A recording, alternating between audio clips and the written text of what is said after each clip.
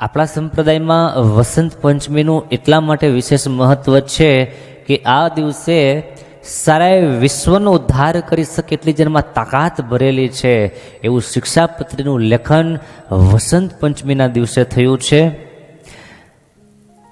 વડતાલ, જુનાગઢ, મૂળી વગેરે વગેરે અનેક મોટા મોટા મહામંદિરોના નિર્માણ કરનાર બ્રહ્માનંદ સ્વામી એમનું પ્રાગટ્ય પણ વસંત પંચમીના દિવસે થયેલું છે.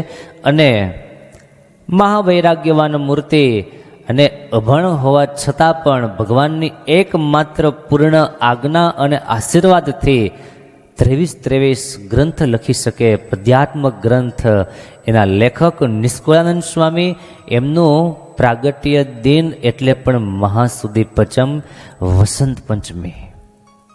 આવા અનેક પ્રસંગો આ વસંત પંચમીના દિવસે થયેલા છે. માટે મારા તમારા માટે બહુ મહત્વનો દિવસ છે મહાસુદી પાંચમ વસંત પંચમી.